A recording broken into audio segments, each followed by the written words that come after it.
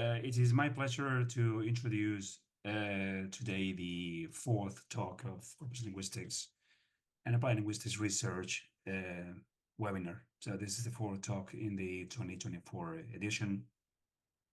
And I'd like to begin by thanking the University of Murcia, the Faculty of Arts and Humanities, and the Department of English, and my own research group that make this event possible.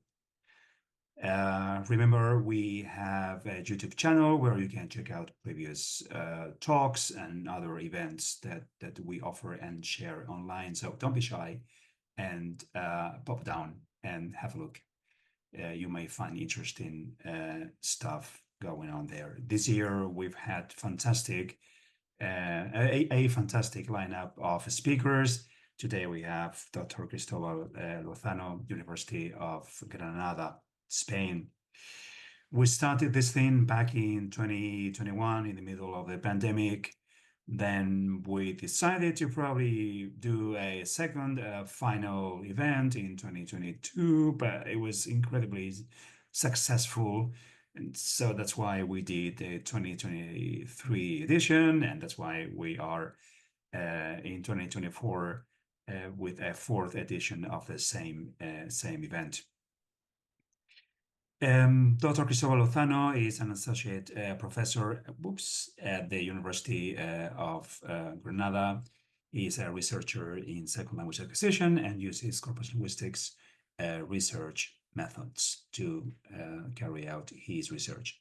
He is the head of the bilingual lab, which is a laboratory of language acquisition processing in bilinguals, which is one of the few similar labs that we have in Spain. Also, he is the director and the mind behind two of the most popular learner corpora available, the CEDL2, the Corpus de Español como L2. We will know more about it today, so that is very exciting. And the CORFL, the Corpus of English as a Foreign Language. I always try to select a couple of papers or chapters from the speakers. And as usual, we are very lucky that they make this very difficult. It's always difficult to choose just two or three or even one just research paper or chapter that I, for example, myself recommend my students. In this case, I'd like to highlight here two excellent papers that talk about the design of the two different corpora that I mentioned before, and which are incredibly useful, especially for researchers wishing to start their own learner corpus project. So this is really, really very interesting read and food for thought in terms of the methodology and the approach that we can follow to start our own learner corpus research project. So without further ado, again, I'd like to thank Dr. Cristobal Lozano for his time with us today and his generosity to share his research and his time with all of us today. So all over to you, Cristobal. Thank you so much for being with us today. Okay, thank you very much. Sharing my thing. Yeah. Can you hear me, Pascual? Yes, yes. Yeah, okay, just give me just a second so that I can share my screen with you. Can you see now? Yes. Can you see the screen, please? Yeah, okay, right. Well, thank you very much, Pascual, and thank you for your kind words and for your invitation. It's a pleasure for me to be here with you today talking about the CEDL2 corpus, right? So, without further ado, I will start off the presentation. Here it is. This is an outline of the presentation.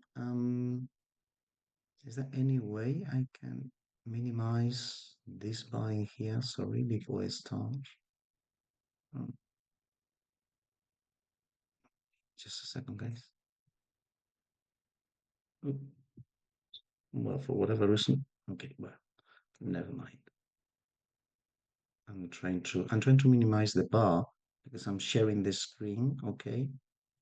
Um, do you know how I can minimize it, Pascual?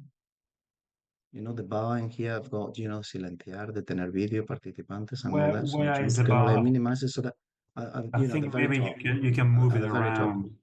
Maybe you can move it around just so All that. right. Yeah, I can move it around, but um, oh, here it is. No. Maybe there is an option menu there, Yeah, the thing is that dot dot it's dot kind or of something like that. it's overlapping part of my screen actually because let me Hmm. start off again. Let me start off again. All right.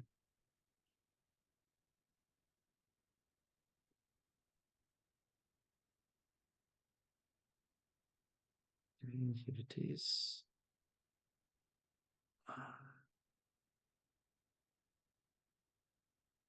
All right. Okay, so here we go. This is the outline of the talk today. I will be presenting some very basic bibliography and social media, even though Pascual has already told you about the bibliography. Then I will move on to a quick introduction to L2 Corpora, and then I will focus on this L2 corpus, the design, the structure, data collection, some statistics about the corpus, and the call for participation. And then in the second part of the talk, I will be presenting the web interface. So we will be searching and downloading the corpus. So that will be the most practical part, let's say. This is part of the Bilingual app, as Pascual was saying, Laboratorio de Bilingüismo, Adquisición y Procesamiento del Lenguaje. You've got our web page in there and some very basic info. This is the paper on which the latest version of CEDL2 is based. Okay, so you can just search for it, and it's open access. It's freely downloadable. All right. I also had some videos prepared for you guys, but we've been trying out the audio, and it's not possible to hear them, so I cannot share the audio with you for whatever technical reason, right? So we've got a Bilingual App YouTube channel, also the Bilingual App web page, and we are also got a Facebook and Twitter and Instagram. So I won't be able to play the video with you, but maybe I can show you. Oh, Jesus. I'm very sorry, but this thing in here is like really disturbing. Okay, let's see what I can.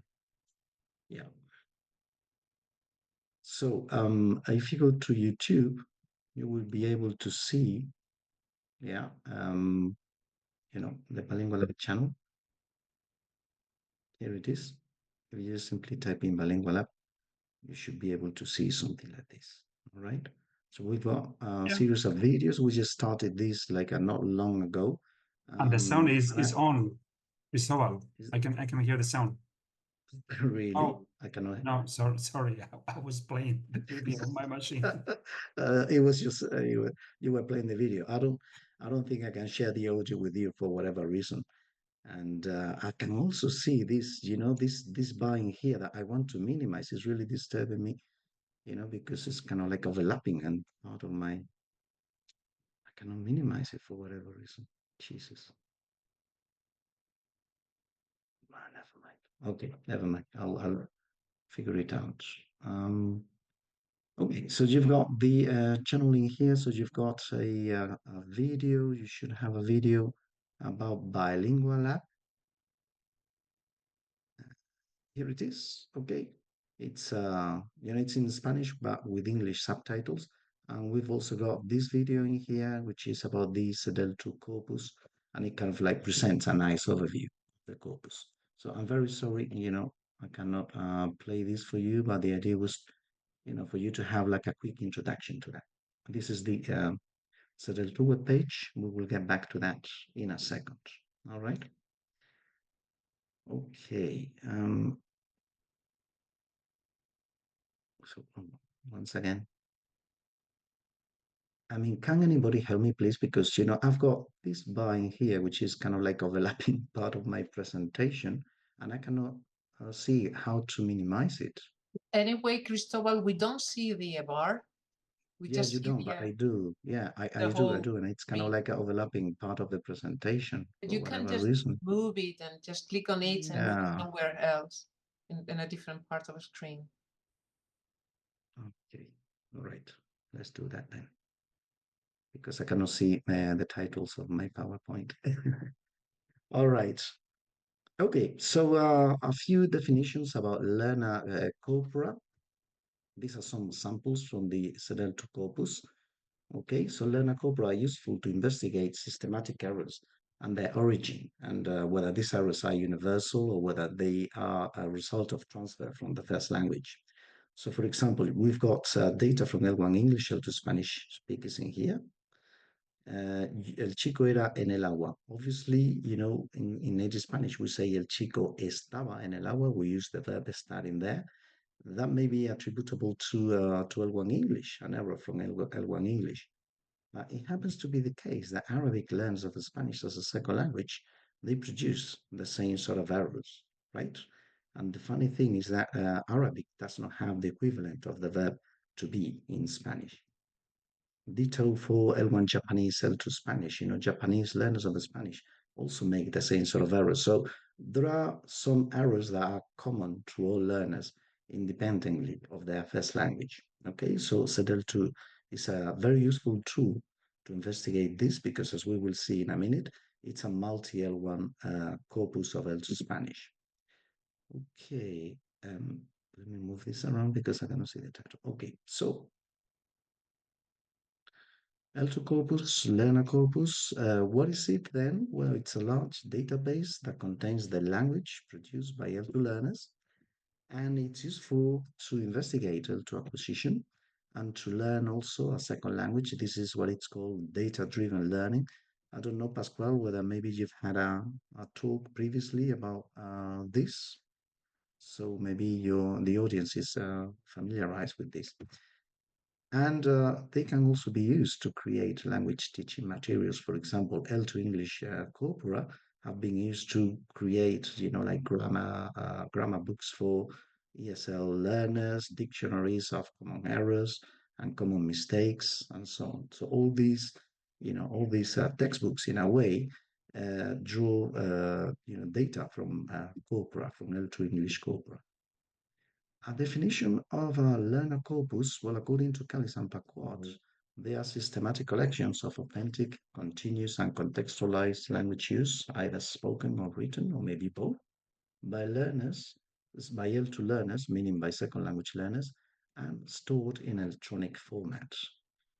There is an important and often missing ingredient in these definitions is that for the corpus to be maximally usable by second language researchers, learner corpora should contain precise and detailed linguistic background information on each learner and on each native, with second language acquisition relevant variables to answer second language acquisition relevant questions. We will, you know, talk about this in a minute. So a well-designed collection of texts without relevant variables may not be informative enough for second language acquisition purposes. This is relevant for those of you who may be thinking about starting the collection of a learner corpus. Okay. Learner corpora have got many uses, right?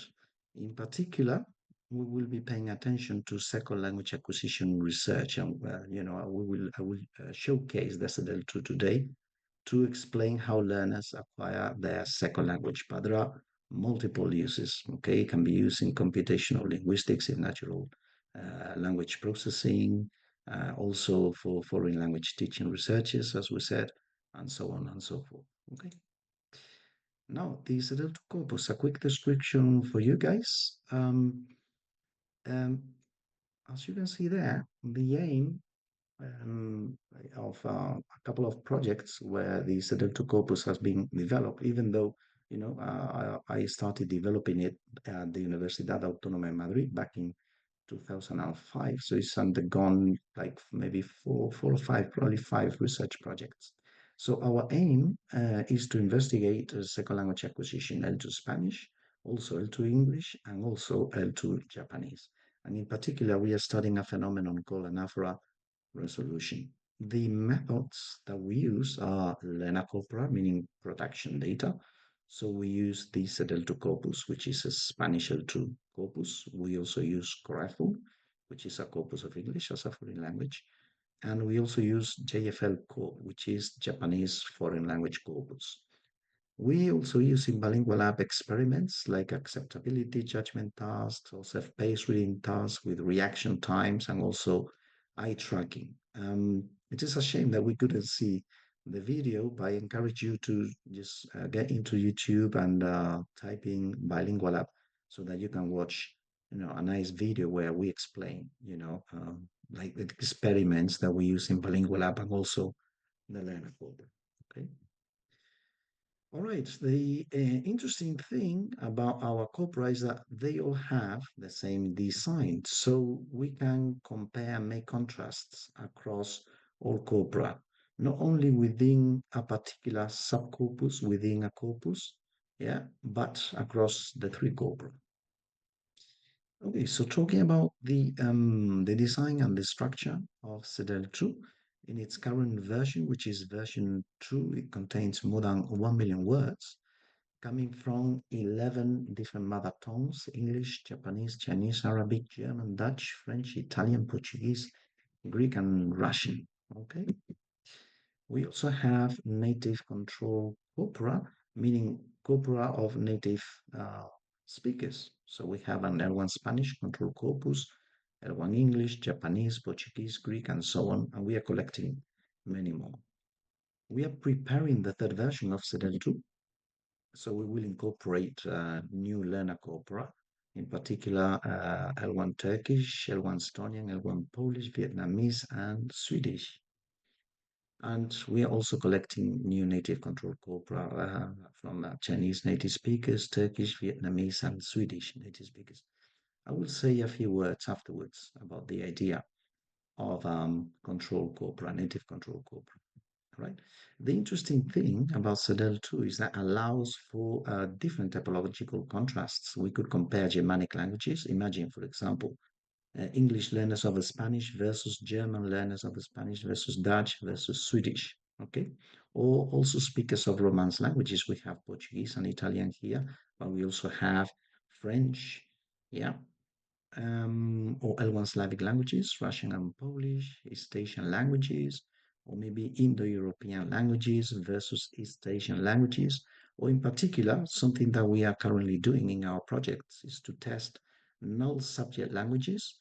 That is languages where we don't have to say the subject, we don't have to say he or she when we are talking, like Portuguese, Italian, Greek, but also Japanese and Chinese, versus non-null subject languages like English, German, Dutch, etc. Well, it says Arabic in here, but Arabic actually should be here, should be placed here in the null subject languages.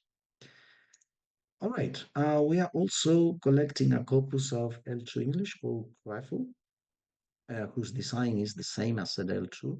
It contains in its current version, version 1, nearly slightly more than 500,000 words. And we exploit the written and spoken contrast, the same participant doing the same task. I will get back to this. So we have L1 Spanish, L2 English, and L1 German, L2 English at this stage, and also native control corpora of English and Spanish. And in its second version, which we are preparing right now, it's under development, we will include more learner corpora, in particular Czech learners of English, also French, Estonian, Greek, Italian, Turkish, and Chinese, and also more native control corpora, German, Czech, French, Greek, Estonian, Turkish, and Chinese. All right. So as you can see, we've got many different typological languages that can be compared in different ways across the different corpora in bilingual app, as I will mention in a minute. Okay, so basic corpus design principles. Let me move my pen here because it's kind of in the middle of the presentation. Right, there are many design issues that we could be talking about in here today, but I will move on to some practical issues in terms of corpus design, because I want to show you the web app of CEDL2 so that you can do searches and uploads, right? So basically, the idea here is that when it comes to corpus design principles, according to John Sinclair, there are 10 principles for a well-designed corpus. And these 10 principles were originally applied to the CEDL2 corpus. They have to do with notions like content selection, representativeness, contrast, sample size, documentation, and so on. I will introduce all of them in the next few slides, okay? So we'll illustrate all these concepts. And Gaetano Gilkin proposes the CEDL2 corpus as a good practice L2 corpus design, basically. There are many recommendations about corpus design. For example, recently Tracy Ventura, Paquot, and Miles recommended that if you create an L2 corpus, the corpus should focus on an L2 other than English, because there are many L2 English corpora. So L2 is an L2 Spanish corpus. The corpus should include learners at all proficiency levels with varied L1s from different ages, from different learning backgrounds and settings, and include more learner and task variables, what we call metadata. I will talk about this in a minute. So CEDL2 includes all these recommendations. The corpus should promote also cross-linguistic comparisons, meaning comparisons across different languages, which we can also do in CEDL2. The corpus should include varied tasks, some of which promote hypothesis testing research. This is something that we have also taken into consideration in CEDL2, and also considering different perspectives on what a control corpus is. So I will talk about the control corpus later on, right? So we have followed all these recommendations, even though we started these recommendations before they were launched, because as I said before, the CEDL2 corpus design was finished at around 2005, 2000, and early 2006. Okay, and also the corpus should be freely available to the research community, as CEDL2 is freely available and downloadable. All right, one of these principles is representativeness. And Sinclair said that corpus builders should strive to make their corpus as representative as possible of the language from which it is chosen. So in CEDL2, we have 4 topics, or let's say for 14 composition titles. We have argumentative, descriptive, and narrative tasks. The topics are graded according to difficulty, and these topics are designed to elicit many kinds of linguistic phenomena. All right. The corpus is also representative in terms of different chronological age ranges. There are people, as young as 15, 16, and as old as, 70-something years old. Different settings. There are people studying Spanish at university, in secondary schools, but also in naturalistic settings, and from different ages of exposure to Spanish. Okay, so meaning some learners started learning Spanish when they were very young. Some other learners started learning Spanish at university or at an older age. Okay. Another principle has to do with the principle of contrast, has to do with between corpora contrasts. Okay. So basically, there is something known as contrastive interlanguage analysis that was proposed by Sinclair. But the point is that we can go a bit beyond contrastive interlanguage analysis. In particular, for example, we can test developmental factors, either in COREFL or in CEDL2. We can see how learners develop across proficiency levels. We can also test L2 acquisition against the native benchmark. So in all our corpora, we have, native speakers, control corpora. And also we can test the L1 effects on the L2. So for example, in the CEDL2 corpus, we have a subcorpus of English natives, so we can test the effects of English, on L2 Spanish, and so on. So once again, I will say a few more words about the control corpora in a minute. Okay, let me skip this because I want to highlight this. Let me take the this disturbing bar down so I can see what I'm presenting. Okay, so as I said, our 3 corpora are equally comparable, right? So we can go beyond CIA and we can do within subcorpus comparisons, meaning we can make comparisons across proficiency, as I said before. So we can test developmental factors in the same L1. We can also do between L1 comparisons. In particular, we can test for L1 specific versus universal factors between the different L1s. So, we could compare English learners, as I said, English learners of Spanish against, L1 Chinese learners of Spanish, for example. We can also test for L2 acquisition versus the native norm because we have Spanish natives as a control corpus. And we can also test for the effects of the L1 on the L2, as I said before. So, for example, in the English component of CEDL2, yeah, we can compare it with an English native corpus. We can also do between corpora contrasts in a kind of like a mirror image way or mirror image contrast. So, for example, we could test L1 English versus L1 English, L2 Spanish, yeah, from this L2 corpus versus L1 Spanish, L2 English from the correctful corpus. So we could test for universal factors in bilinguals irrespective of the L1 and L2 combinations. All right. We can also do between corpora contrasts. The same contrasts are allowed in any corpus or in any subcorpus because they all follow the same design. We can do bimodal contrast. We could, do oral versus written comparisons. And I will illustrate this in the practical part towards the end of the talk. We can also do within versus between subject contrasts for the same task. And also the effects of different variables like, the effect of the task, the ages of onset to Spanish, the lengths of residence in a Spanish-speaking country, and so on.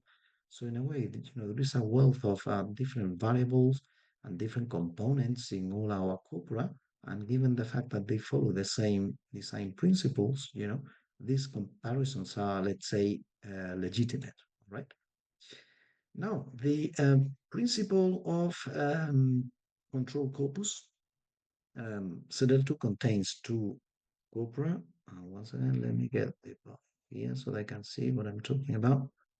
Yeah, so for example, for the L1 English, L2 Spanish corpus, we have a control corpus of English natives and a control corpus of Spanish natives. Similarly, for the Japanese, L1 Japanese, L2 Spanish corpus, we have a control corpus of Japanese native speakers and also a control corpus of Spanish native speakers. So the idea here is that we can test the effects of the learner's mother tongue. In other words, this is known as transfer versus the effects of the input of the target language that they are learning. All right, so this is a very important design feature. Okay, let me tell you a few more things about design in terms of the variables that we are collecting. We call these things metadata.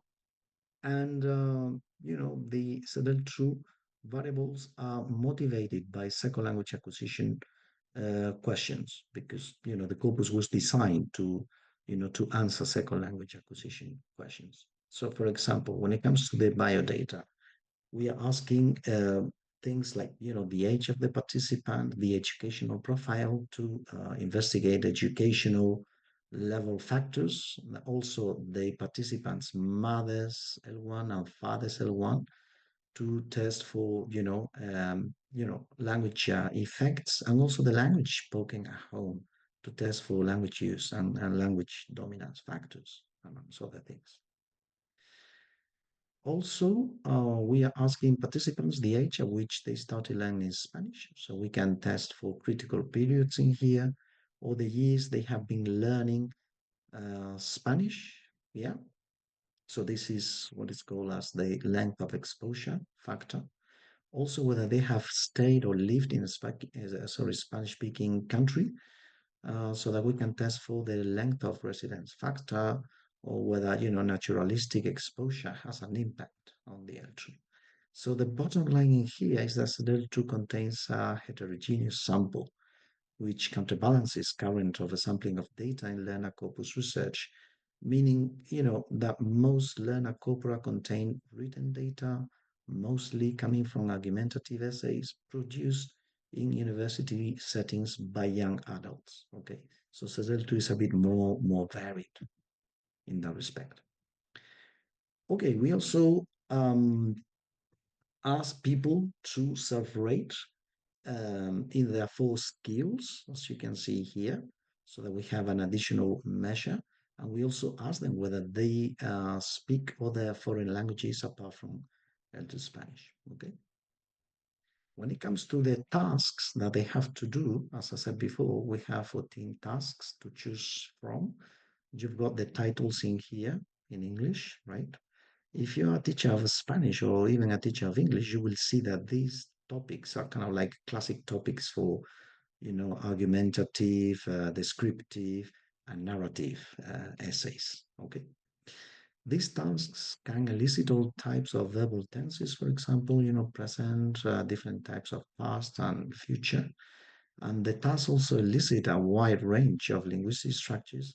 And it's also possible, to test the effect of tasks, since we know that, the type of task has an effect on the type of output the learner can produce. Okay, so we are not using just only one task in CEDL2, let's say. All right. We also have additional information about the tasks, like the duration, where the task was done inside class, outside class, the tools and resources that were used, so that we can test for, task condition factors in case, you're interested in that. We also have a placement test, and it's important to say that many L2 corpora do not contain a placement test or a proficiency level test. So in CEDL2, we have a standardized placement test. Remember that we also have a self-proficiency ratings. We also ask participants whether they have any language certificate, and there is evidence in some papers that there is a significant correlation between the placement test and the self-proficiency ratings, which means that in a way learners are, they are honest, when they self-report how much or how little Spanish they know. Okay. So the bottom line of using a placement test, obviously, is to study developmental factors in L2 acquisition, meaning how learners acquire grammar or lexicon or whatever across different proficiency levels. All right, when it comes to the data collection, right? Then we are currently collecting all the data via Google Forms in the platform learnercorpora.com. So if you care to go to learnercorpora.com, well, I'll do that for you. Let me get this bar here. Right.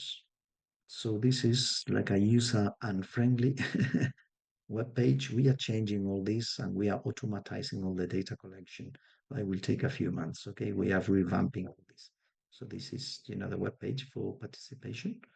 Actually, most of you, Pascual, you may correct me if I'm wrong. Most of you would be, learners of English as a second language, L1 Spanish, L2 English, probably. There may be some international students or researchers listening to us, so maybe you can participate in L2 Spanish. Okay, so this is the webpage, learnercorpora.com. All right, so we've got a learner profile, the biodata of the participants, the second language acquisition profile, then the task that they do, normally a written task, but they can also do an oral task. And the final stage is the proficiency test or the placement test. Okay, this is the data collection process so that you have a rough idea of how we kind of like do it. So people participate at home or in the classroom via learnercorpora.com. And you've got a QR code in here in case you want to use your mobile phone to go to learnercorpora.com. These are the forms that are written in the learner's native language so that everybody understands what they have to do. After they've submitted the written component, we have a Google Meets with them to collect spoken data. even though, as I'm saying, we are, automatizing all this. So in the future, in probably for next year, the spoken data will be automatically collected and uploaded by the participant. This is a spreadsheet, kind of like the format, of our data, let's say. And this is the platform that, I want to show you in a few minutes. So that's why I'm rushing through, all the theoretical bits so that I want to get to the platform actually. And then participants can get 10 euros for their participation. But, given the inflation nowadays, 10 euros probably is not too much. Okay, can pay you only for a couple of beers in Spain nowadays. All right. So as I'm saying, all the, data collection. Yeah, this is the new platform for the data collection. It's still in like a very, very beta phase, right? So we are trying all this. So this is still not functional. All right. Okay. So this is a sample of the data from Google Sheets, as I show you. Even though we are going to become Google independent in the next few months as well, because we are, designing our own platform actually for this. Okay, some information about the size of CEDL2. Currently, in version 2, it contains, approximately 4,000, over 4,000 participants, more than 100 audio files, and more than 4,000 written texts, and more than 1 million words. You've got the detailed stats on the CEDL2 webpage.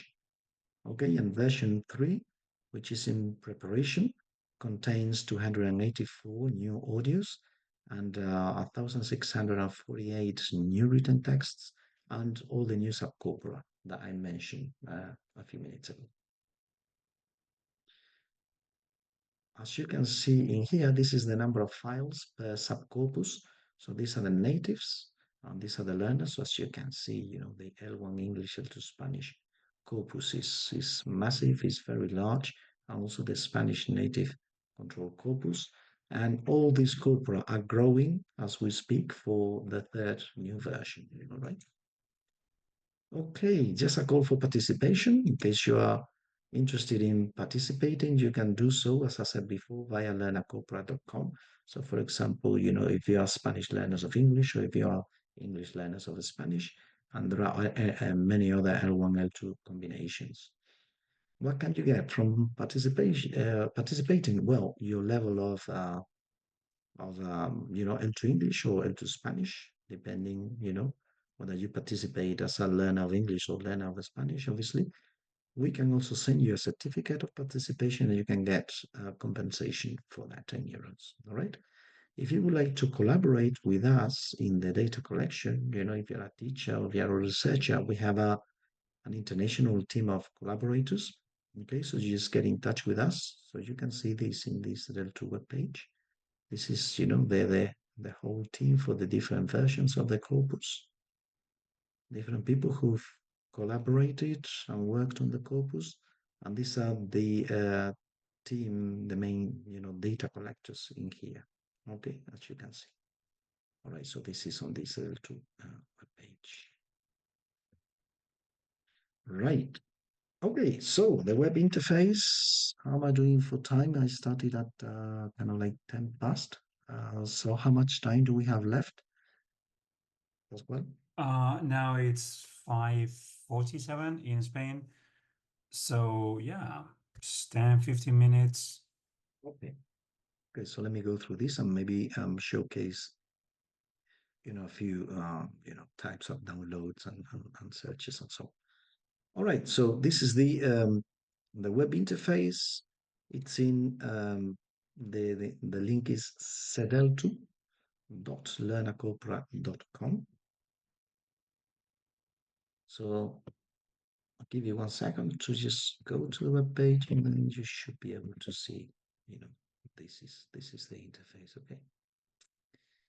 All right, so you've got, information about search download. This is what we're gonna do. You've got a user guide in here with plenty of information, right, about the corpus. You've got some statistics about the corpus, Yeah. You've got information here about CEDL2, how to cite CEDL2, the team that I show you, and also the studies that have been using CEDL2 as a source of data. So there are probably many more. These are the, the studies that I've been able to come across, at least 53 publications and 18 dissertations, actually. All right, so let's scroll up again because we're going to do, some search and downloading here. All right. Okay, this is just a very quick illustration of, development, different learners and doing the same task, a Charles Chaplin task. I can give you just, a few seconds so that you can kind of visually inspect, how a beginner narrates a quick Charles Chaplin video, from the film, I think it's called The Boy, right? Yes. And how an advanced, this is an intermediate learner, and this is an advanced learner. So as you can appreciate, all the lexical, syntactic, and discursive devices, obviously develop as proficiency increases, right? So, what sort of things can we do with CEDL2? What are the type of searches and downloads that we can do? Well, we can download the texts with and without metadata. Metadata is another word for variables. Okay, we can download the audio files, and we can also do searches in the format of concordances. Okay, so this is what we will be doing in the next few minutes. We can do very simple searches, or we can do more advanced, more sophisticated searches. We can search for grammatical elements, for tags, for lemmas, and different things. And also, when it comes to frequencies, we can do searches and ask the platform to provide some statistics for that. Okay. So this is like downloading texts with the filters. So let me do that for you on this little web page. If we go to search and download, and click on advanced search, and we want just to download texts, the result typing here should be texts. Can you see? So we don't have any subtyping here. So when we do concordances, which we will do in a minute, we have different, subtypes of concordances, but we just simply want the texts, okay? And imagine that you want the text by, I don't know, L1 English, L2 Spanish speakers, yeah? For example, only the written component, yeah? Only, lower beginner, upper beginner, and lower intermediate, for example. Yeah, you can, use different metadata, different variables in here. As you can see, the placement test score, the self-assessment in the proficiency level, yeah, the age of exposure to Spanish, the year studying Spanish, or whether they've stayed abroad for, whatever number of months. If you click on the question mark icon, you should be able to get some tips as to what each filter in here represents. Okay, or the task titles. Can you see you've got all the task titles in here? All right, so let's do that. You click on search, and then there are 882 texts, according to the filters that we have used. So lower beginners, upper beginners, and low intermediate, L1 English, L2 Spanish learners. Maybe I will, let me do only the lower beginners. I do the search again so that I just download only 78 texts. Otherwise it may take a while. So you click on download and you say that you want to use these texts for research or for teaching or for whatever. And we want the texts with metadata. We click on download and oops, it says that it's been blocked. I'll say download. Okay, here they are. Okay, so these are some of the texts. Okay. So as you can see here, these are all the variables that we have seen before, right? All the variables, This is somebody from Georgia State University, somebody who is doing film studies, a male, 26, who scored very low in the placement test. And of course, scored very low. And the text, I mean, you may wonder, well, Cristobal, this is not a proper text. Well, actually, it's a learner production, which is interesting in itself. For example, this is very interesting what they are doing here, like using, overusing of ella, which is something that we are investigating in bilingual. Okay, so this is an example, all right, of a, let me move this, funny line here, which is disturbing me. All right. Okay, so let's move on. So this is a downloaded text. This is, somebody with a, with more proficiency, somebody who stayed in Mexico, for a year and a half, right? So this is, the production.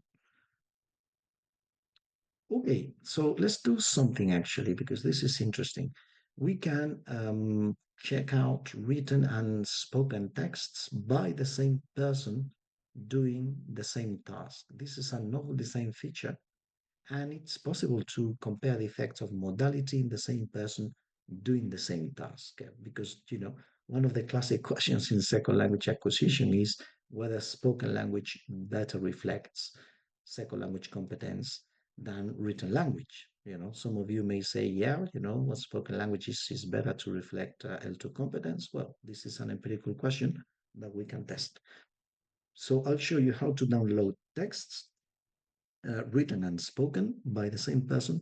And in particular, I will focus on number 15 and 16, actually, because I just checked them out yesterday and they are interesting. So let's go to the platform. We just clean all this. And we just say that we want texts.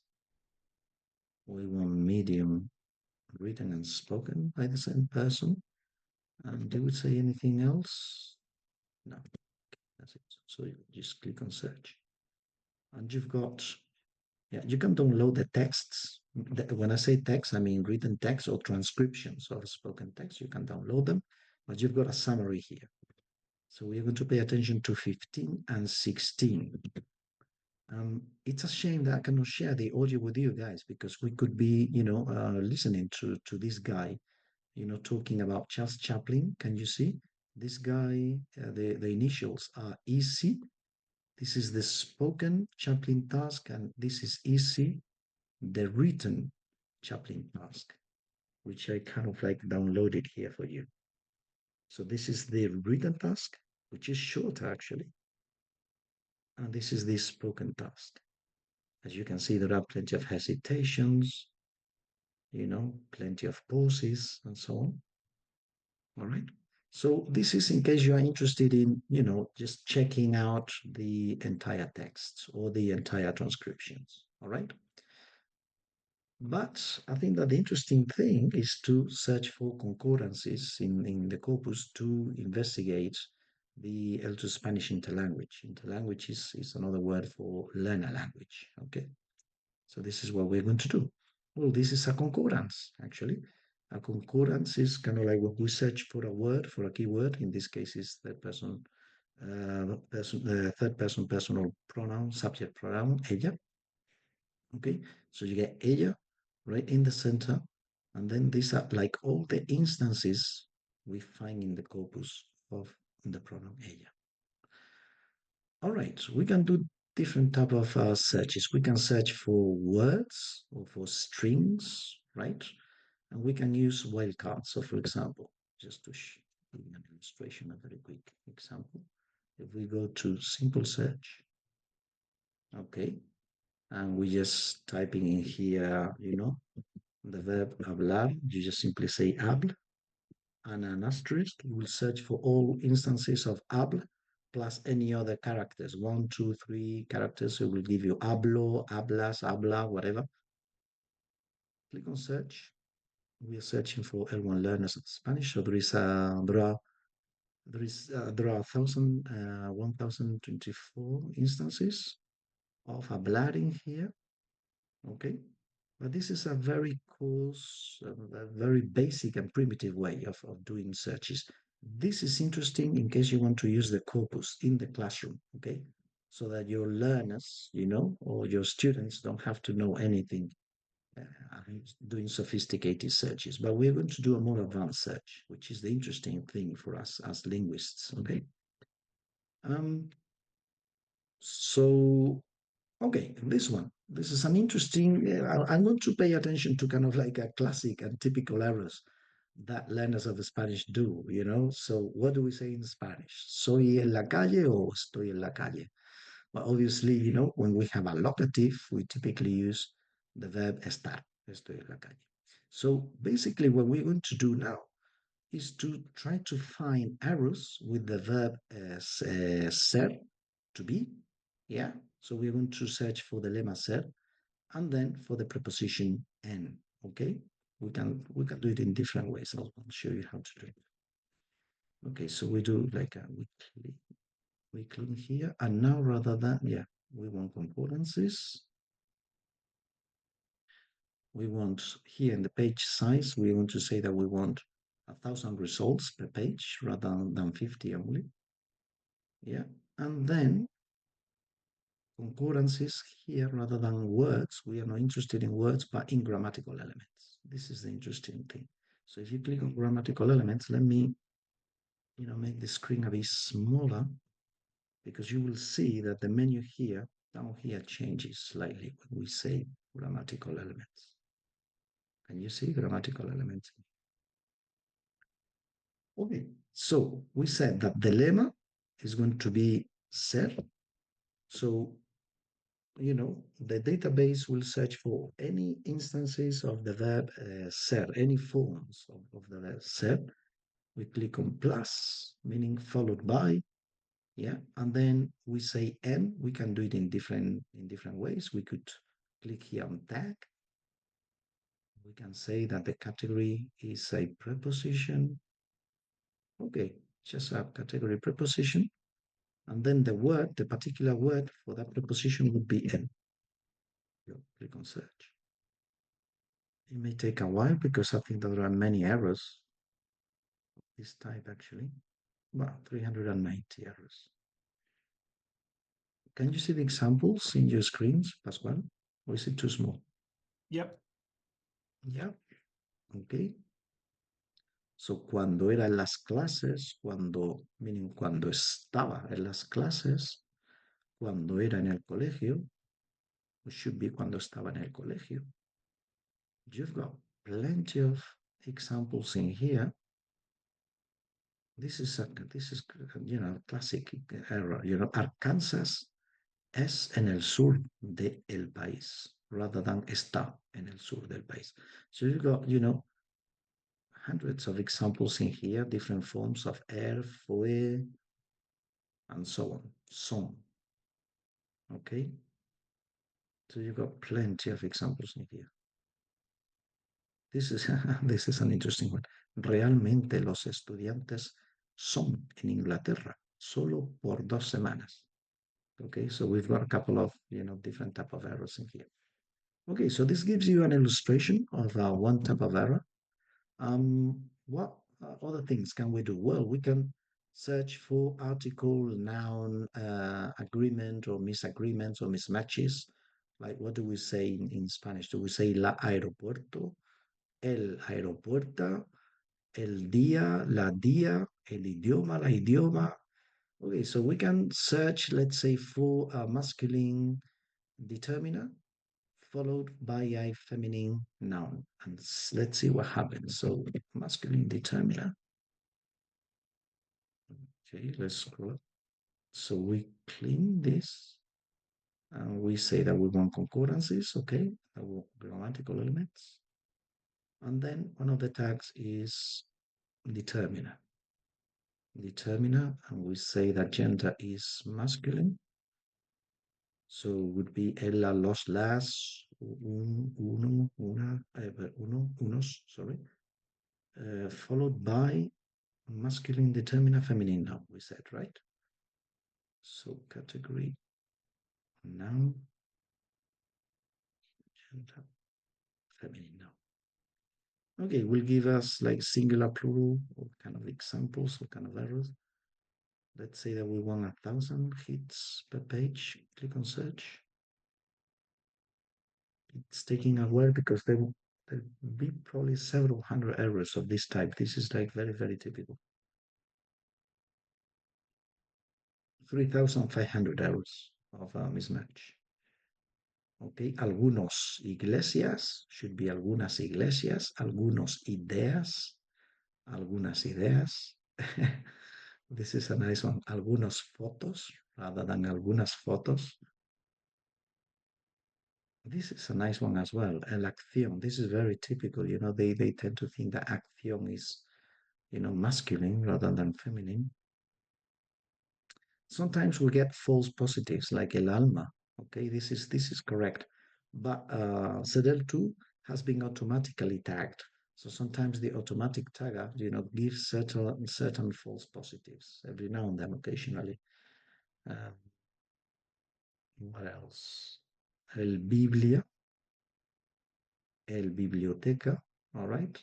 So you've got plenty of errors of this typing here.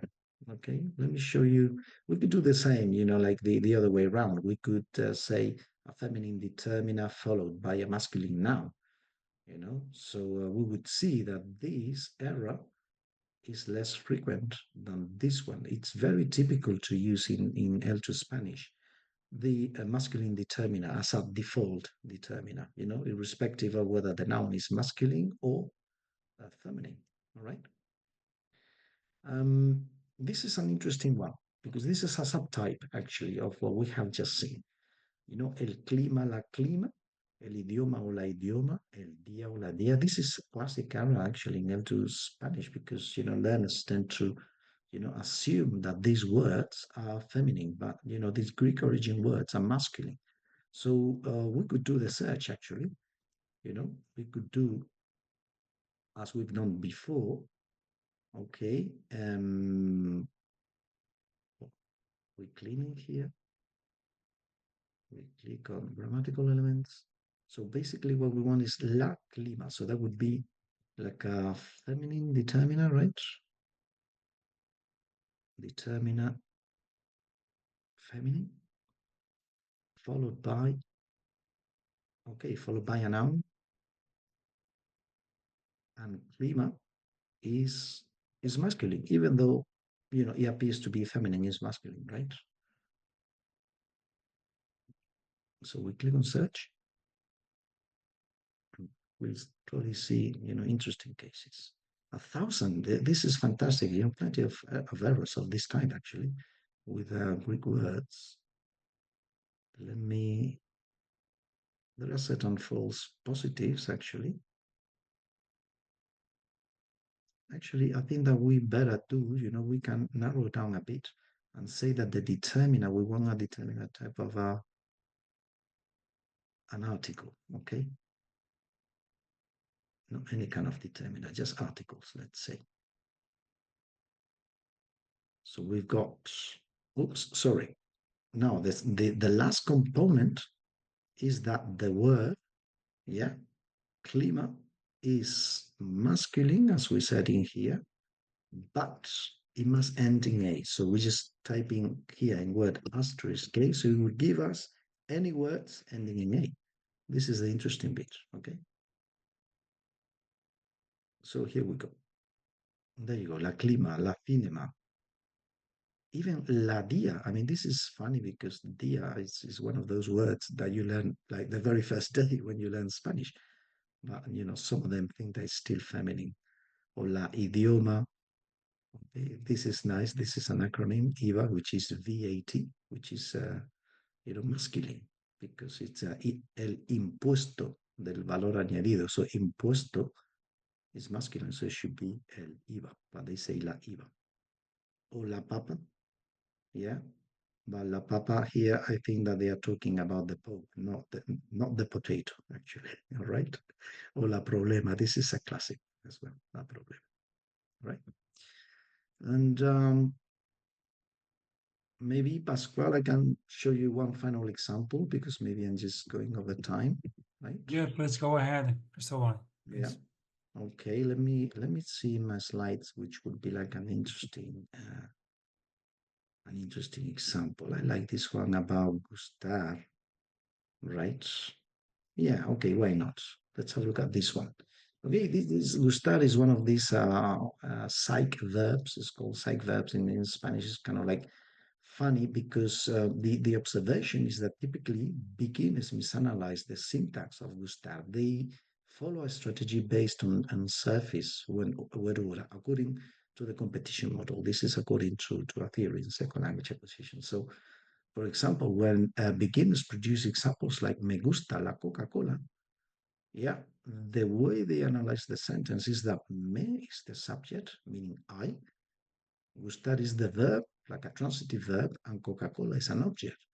But in native Spanish, the way it works is that me is an object, gusta is the verb, and Coca-Cola is the subject, which translates, for those of you who do not know Spanish, translates as something like me or to me, likes Coca-Cola, all right?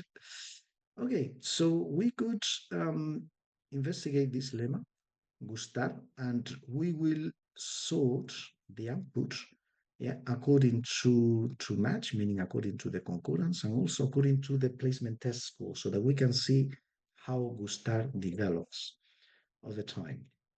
And we can answer different questions or different research questions. For example, which structures are used by beginners?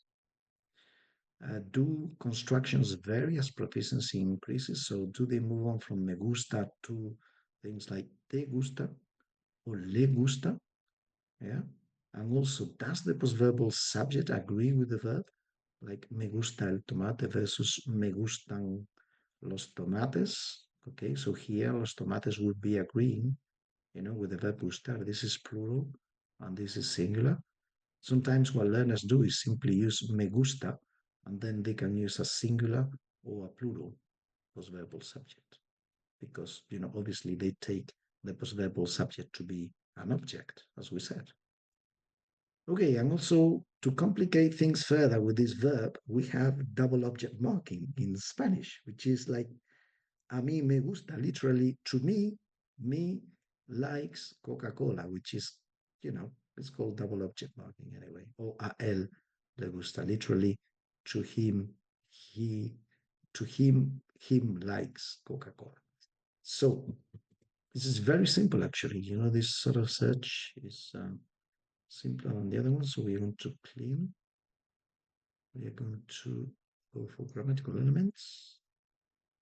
The lemma is going to be gustar. And that's it. And then we said that the output is going to be sorted according to concurrence match, but not according to the previous element. A concurrence match and placement test score. Okay. And let's say that we want 1,000 hits per page maximum. Click on search.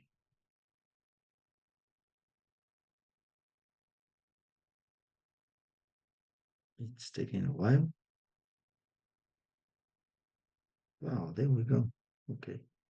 2,319 cases. Okay, so we are moving, from beginners, and in the third page, we would have more advanced people. Okay, so we've got beautiful, examples in here. Le gusta agua, le gusta perros y gatos. Actually, if we think about this, this in the mind of the learner is something like, he likes dogs and cats. So, the syntax, the mental syntax of the verb gustar is not the mental syntax of a native Spanish speaker. So if we move on to the very last page, theoretically speaking, the most advanced learners, which should be these guys over here, okay, all these guys who score 43, can you see 43, 42?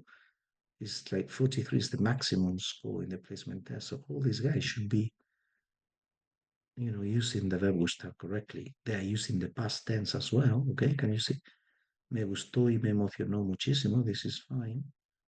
Otro sitio que me gustó fue la iglesia de los jesuitas. This is, yeah, all this syntax is correct. It's more sophisticated, kind of like with different pronouns, not only me, but nos. Okay, probably le somewhere. Nos le gustó la primera vez. No le gustó la primera vez. This is, kind of like most of these are well formed. All right. Okay, guys, I could be showing you more examples, but I think that this is kind of like probably more than enough for you to have a look at the, to have a, rough idea. Sorry, not to have a look, to have a rough idea of the CEDL2 corpus. Okay. So yeah, this is it. And maybe if you have any questions or you would like to search for something in particular, maybe we can have a look at it in the next few minutes. All right. Thank you very much. Okay, thank you so much, Cristobal. I think it's been a wonderful opportunity to dive into the nuts and bolts and how searching inside your corpus actually works. So yeah, it's been fascinating. Thank you so much. Thank you. We have some questions here. So I will try to choose two or three. I think we have time for 2 or 3 questions here. Okay. The first one I think is kind of methodological. And somebody here, Asma, wants to know how you feel about whether representativeness is important when designing a small corpus. Yeah. Probably, I suppose she means like a small specialized corpora or corpus for, I suppose, language teaching or language learning. Hmm. Anyway, I think it's interesting to think about this notion of representativeness across contexts. Yeah. Yeah. That's an interesting question, Asma. I mean, it really depends on what kind of corpus you want to design. If you want, let's say, a more general corpus of second language acquisition research, like CEDL2, you have to cater for all kinds of researches or all kind of uses. Okay. But if you're interested, let's say, in a corpus of I don't know, L1 Spanish, L2 English learners with a very advanced proficiency level, like near native speakers in the classroom in the final year at university level, well, you know, that's your sample. So your sample is obviously got to be restrictive. So it really depends, it really much depends on, whether you want your corpus to be, exploited by a wide range of users and researchers, or a very specific range of uses and researches, actually. Yeah. Okay. Another question on tasks. So one of the questions here, one of the people here wants to know more about the different types of the range of tasks that you have in this corpus. And I'm reading the question now. In light of the topic and genre effects, it might be interesting to know how comparable the learner output for the different tasks may be. So I suppose, so what are your thoughts in terms of, you've been talking about comparing same task, different medium, for example, but I suppose also same learner, different tasks. So maybe you can provide with further insight to that. Yeah. This is a very, very interesting question, actually.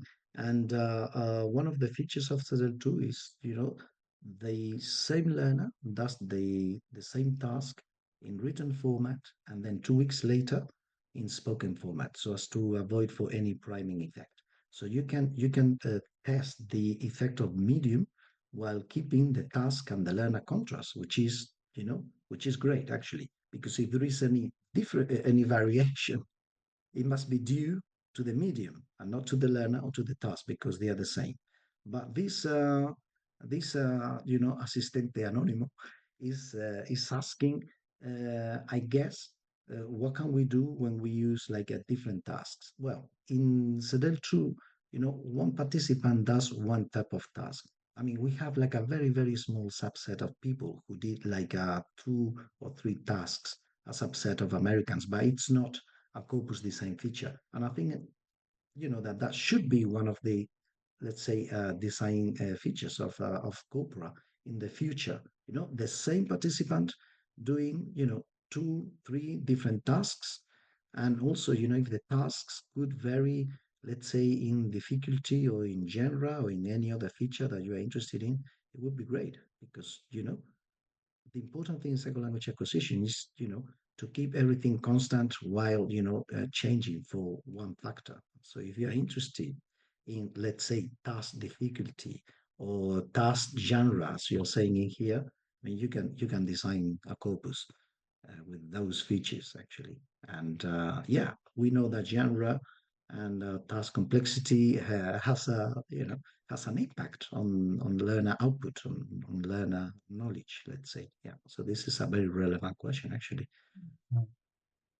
And this is where the fun is, I suppose, is trying to spot those how those variables really affect output or language use. Yeah, I mean, one of the key things, or one of the important things when designing a learner corpus is that you have to really strike a balance, you know, between what you want as a researcher. You want everything. You want, loads of, variables and metadata. You want the learner to do 3, 4, 5 tasks. You want the learner to do even like a kind of like a memory test, intelligence test, and so on. But you know, on the other hand, you have the participants' availability and time, and how much time they can give you. So in a way, you have to strike a balance. It's like, how much data do I want, but how little time does the participant have? So you cannot have it all unless you have a group of students, perhaps, and then you can start off, by creating like a more detailed corpus with more metadata. They are your students. They can participate in 3, 4 sessions. So if you can collect those data, that would be great, actually. Yeah. But the CEDL2 participants participate from all over the world. They participate online. So it's very difficult to motivate people, even when you pay them, 10 euros. I mean, they don't want the 10 euros. They just, it's not a lot of money for their time, basically. Yeah, exactly. So, and you mentioned that you are planning to work on making this collection process sort of automatic, or so. How are you planning to do this? Well, I mean, the whole process is very costly, in terms of human labor, right? If you think about it, I mean, if you're thinking about collecting a written corpus, then all you need to do is to create your own online forms, and people participate, and you don't have to do much apart from, well, much. I mean, you don't have to kind of like check out every single minute or every single day who has participated or whatever, because people participate in the written component. They just send in the form, and then you can check the forms every now and then. But for the spoken component, things are different, because you need different people to kind of like manage the appointments. People in different countries have got different, time zones. You need to give them an appointment that is suitable for them. You need to do the recording. You need to tell them how to do the recording. You need to pay them money. So you need to fill some like paperwork as well. And then you need a transcriber to transcribe the spoken data. You see what I mean? So what we are trying to do is to, we just hire a software company, NLP Go, NLP Go, that's the name of the company. And they are creating a purpose-built platform for us. So we are moving away from Google Forms. So the learners will be able to participate, just sending the written component. Then nobody will have to send them a reminder 2 weeks later. Like the system will send them a reminder 2 weeks later saying, would you like to participate in the spoken component? If they participate in the spoken component, they will get automatically the instructions, and all they will have to do is just kind of like press a button in their web browser for the recording, so they don't have to record, the audio in their mobile phones, then upload it and then send it to us via email or anything like that. So, everything will be automatized. Yeah, except for the payment. So there's still some kind of like some human labor in there, but not that much. Yeah, but collecting spoken data, it's time consuming. It's time consuming, and you need in the lab different people. We have different people in the lab who are collecting the data. Jorge Montaño is the lab manager, and then he's doing a fantastic job, organizing different people doing different data collections. Okay, yeah. Perfect. Yeah, Yeah. it is incredibly time consuming. Yeah. Yeah. Yeah. And how are you planning to deal with non-human text? Like, people just maybe using AI to write their texts. Are you? I'm sure that you've been thinking about this very carefully. Yeah, yeah. I mean, this is a great challenge, and let's say that the predecessor to this challenge is like, for example, in one of the composition titles that you saw there is like, talk about a film that you've recently seen. So, I mean, if you just search the internet, you do a Google search and you search for Casablanca, just give me the main plot of Casablanca in Spanish. you get hundreds of plots already written for you. So Yeah. one of the ways of detecting this is by having rich metadata from the learner, the placement test, the self-perceived proficiency level, how long they've been learning Spanish for, whether they've been in Spanish-speaking countries. So when you triangulate all these variables and then you see the output, you see the text, you can really see whether that's a genuine production or not. So one of the things that I didn't say is that, having actually calculated the, let's say, the dropout rate, not the dropout ratio, by like the ratio of texts that we receive and then the text that eventually enter the platform. Yeah. So there are hundreds and hundreds of texts that have to be discarded simply because they are, fake texts.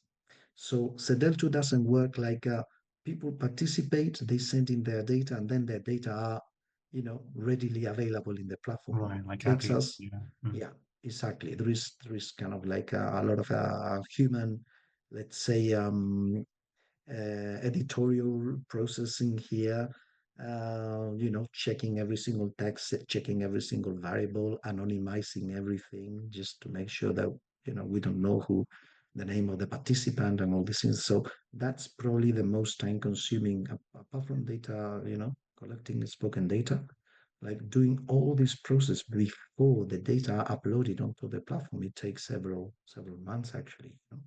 Yeah. Yeah. Wow. There's Fascinating. manual inspection and kind of also using your intuition, checking out all the variables, seeing the text, and using your intuition as a language teacher. Yeah. You So see, human judgment. or as a language researcher. So the moment you don't see any classic errors with subjunctive, for example, however advanced the learner is, there's always going to be an error with classic things like subjunctive or tense and aspect, with the past tense, imperfect tense versus preterite and so on. So you can find out whether the text is a fake. Yeah. Right. Okay, so time for just final two short questions. I think Aiko here is trying to know more about, you've been talking about control corpora. Mhm. So I suppose she wants to know how, what type of control corpora are available through the platform, through the online platform, if any. The control corpora. Oh, sorry, I didn't show you. Okay. I'm not sharing screen with you. May I? Yeah. Go Yeah. ahead. All right. Okay. Let me share the screen. Yeah. Sorry, guys. I just focused on learners because that's where the fun is. As you can see here, we've got natives, right? Okay. we've got natives, and we can, search for, concordances, so like words or grammatical elements or whatever. We could do exactly the same sort of searches. But let's have a look at the texts. I mean, if we don't, say anything, we click on search, there are 1,365 natives. Most of them are Spanish natives, but they are natives of other languages. So you can choose the L1 here. Okay. So in the second version of CEDL2, the native corpora, for some subcomponents are very limited. So for English, if you click on English, we can search. We've got like 172 English, natives, Spanish, obviously more Spanish than anything, because that's kind of like the real control corpus. Like 1,112 Spanish natives. And actually, the funny thing, can you see, guys, that there are Spanish speakers from Mexico, from Ecuador, Colombia? So the funny thing is that the CEDL2 is sold as a L2 Spanish corpus, but it could be sold as a native Spanish corpus as well, with 1,112 participants coming from, all kinds of, Latin American and, obviously Peninsular Spanish as well. All right. So you can make comparisons and contrasting here. So, this guy, I mean, writing about whatever, I mean, this is interesting. Somebody was talking about spelling mistakes. Look at this native, using tube. YouTube. This is not YouTube. This is the verb to have. Should be with a V. All right. So yeah. So you can also, search for, different natives or Japanese. I mean, this is funny actually, if you do that, because you obviously you will be able to see that everything is just, yeah. I mean, it's kind of like transcribed in Latin alphabet, but this is the original Japanese text in here, or the same for Arabic actually, or it should be. Yeah, click on search. This is somebody from Jordan, Arabic from Jordan. Okay, so there you go with the, yeah, it goes the other way around when you select it. That's okay. a feature. Yeah, I love it. Yeah, it's really. Yeah. So yeah, we have this question from Esperanza Roman. So Esperanza, hi. So Esperanza. First question is about spelling mistakes. What's the best way around finding spelling mistakes? And the second question is whether you've considered to offer a phonetical transcription of the spoken text. Yeah, two very interesting questions. Okay, when it comes to spelling mistakes, I mean, CEDL2 is not the ideal corpus to do research about spelling. Why? Because many participants use a non-Spanish keyboard. Okay, so when they are typing with an English keyboard. So when it comes to accents and everything, they are missing. However, some of them, one of the questions in the task, remember, one of the questions is whether you've used like a grammar book, or you've used any sources or resources, and one of the resources is whether you've used a spell checker. Okay, I mean, nowadays they don't have to use a spell checker, because as they are typing in Google Forms, all these spelling mistakes, will be probably highlighted. Yeah, so CEDL2 is not the ideal corpus for spelling mistakes. If you want a corpus to test spelling mistakes, then you probably have to use handwritten and then obviously transcribed corpora, right? That was one question. The other question was about the phonetic transcription. Yeah, this is a great question as well. And in the last Learner Corpus Research Conference that was in September, there were some papers actually on automatic transcription. People that use automatic transcription with L2 English corpora.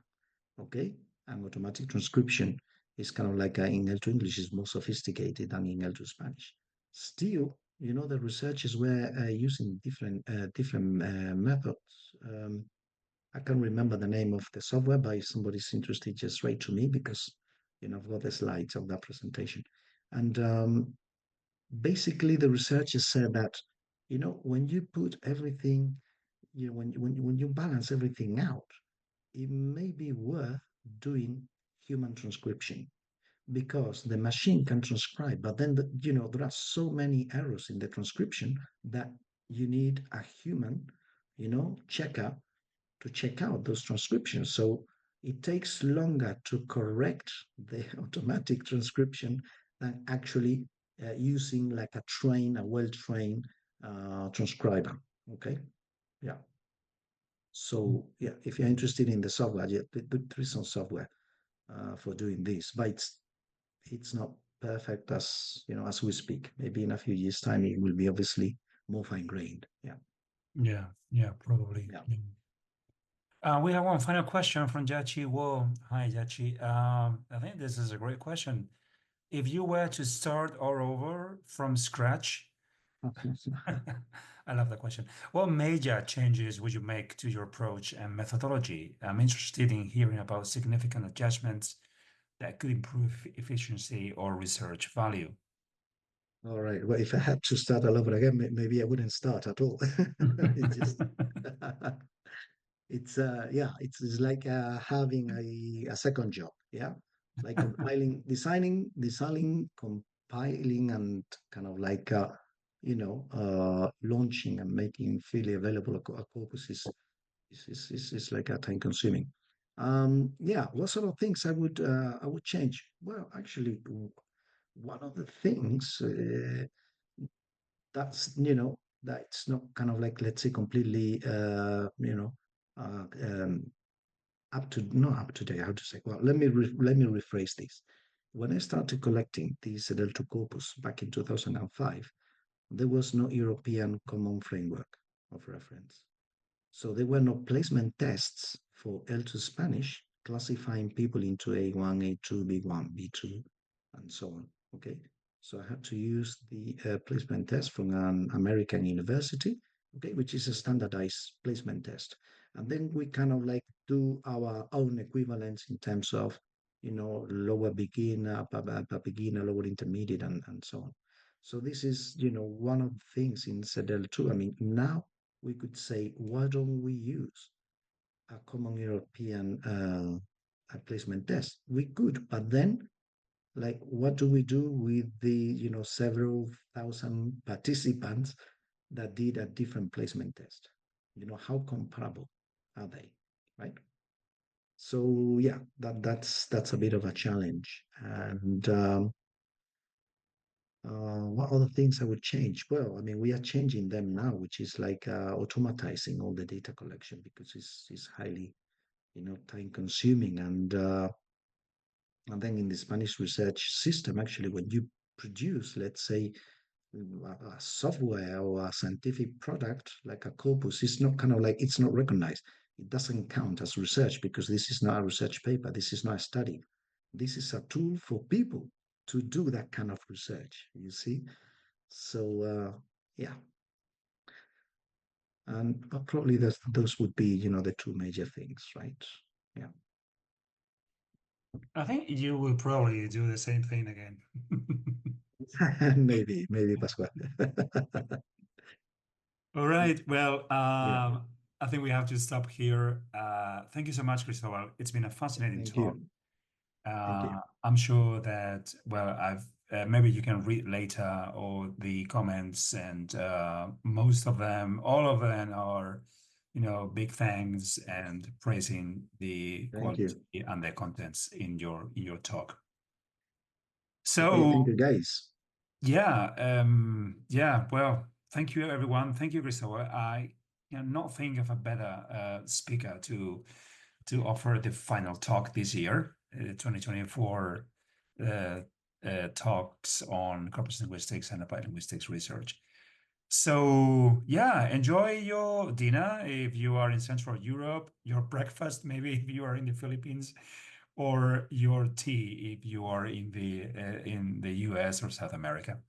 All right, hope to see you soon, guys. Thank you again so much, Cristobal. See you soon. Take care, everyone. Okay, thank you very much. Cheers. Bye-bye. Cheers. Bye-bye. Bye, everyone. Bye. Cheers.